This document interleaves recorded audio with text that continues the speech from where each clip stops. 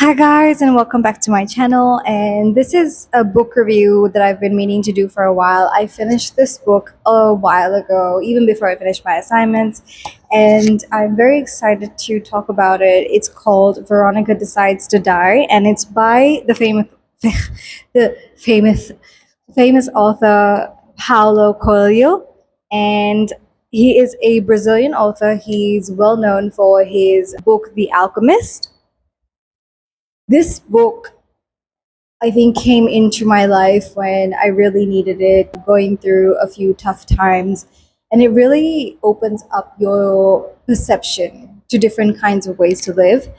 Mostly because Veronica is a girl that's kind of lived up until I think the age of 23.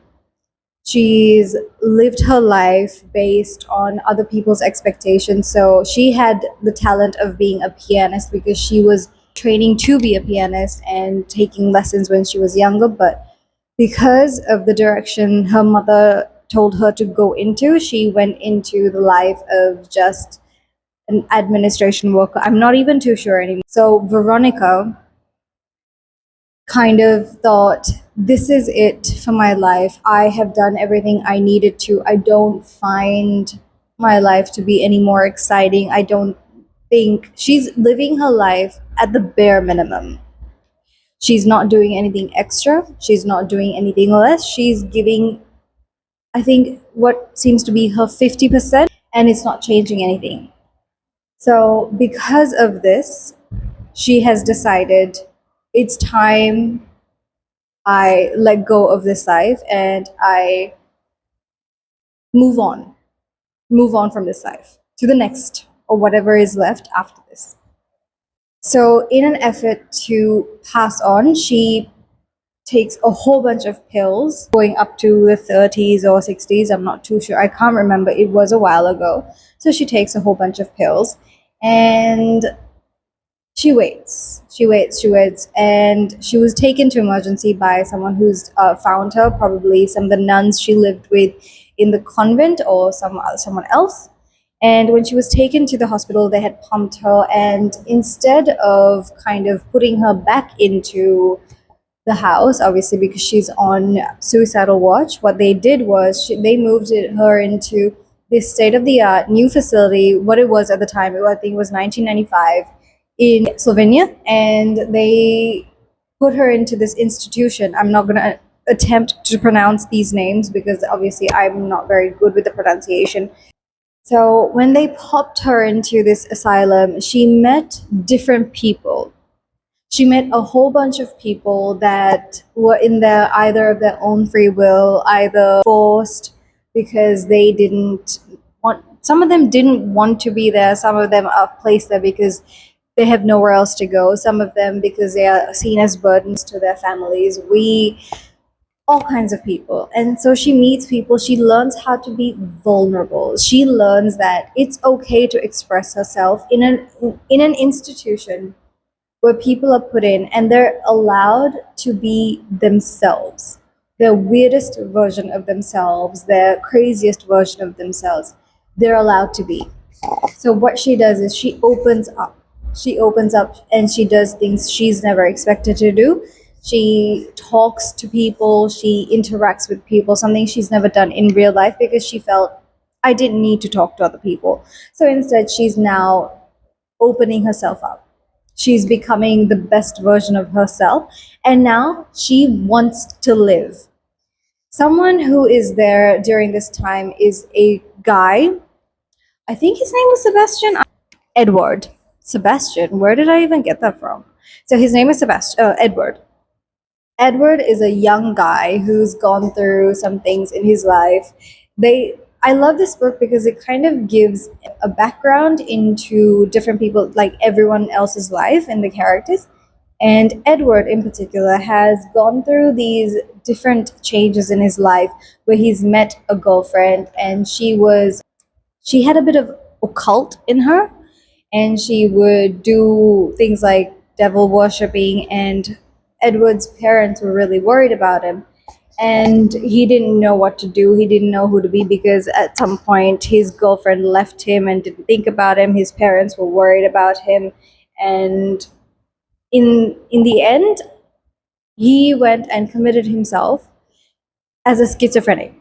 The boy is normal. He's completely normal. He has no issues. He's just lost. So he committed himself as a schizophrenic, and they go through these treatments, not just cognitive behavioral therapy, but they go through electroconvulsive therapy as well. They go through the drug treatments, all of those kinds of stuff. But Edward is completely normal. And there was one instance where Veronica really demonstrated her vulnerabilities and her wild side right in front of Edward. And Edward had to be like, now this boy is normal. No one else knows him except just one other person knows that he's completely sane. And when Veronica does this particular thing, he has to really dig deep to be like, this is fine. I'm fine. Nothing's happening. No. She's definitely not just doing what I think she's doing in front of me. And obviously, this is a mental institution, so he's not allowed to reciprocate what she's doing because that would be consensual S star. So instead, what they do, he takes on the advice of another lady that Veronica also gained advice from, and they finally figure out they're normal. Both of them are normal, and the doctor involved in this, he does some questionable treatments, but he realizes there is one way to take someone out of depression, someone who wants to pass on to the next life, someone who doesn't know what to do in this life. He understands that the best way to cure them is to make them feel like this is the end of your life and make it feel like there is something you need to live for. And he pushes it on Veronica without her knowing so hard that at the end of it, Veronica's like, I want to live. I want this bitterness, which is what he calls it. I want it to end, and I want to get out of here. I want to do more things with my life. I want to play the piano. I don't want to live with other people. It's a very short story, very short, but there is a lot of depth into it because I think in this modern day and age where everyone is confused, we're all fighting to belong. There's a lot of things out there that are saying we can't do it. We see this. The world is smaller than it's ever been. You have access to social media. You are seeing other people that are younger than you, older than you, doing completely different things, gaining success, gaining wealth, creating, and you're interacting with people all over the world like you've never done before. It's literally at the fingertips. So when you are exposed to these kinds of things, there's a lot of negativity as well. And how to change yourself, how to reinvent yourself, how to be the best version of yourself, it's very difficult in this day and age. But it's good to take a step back to understand that this is someone else's life. Your life is different, your story is different. There are other ways of redemption, there are other ways of rebuilding yourself to enjoy life. One of the ways that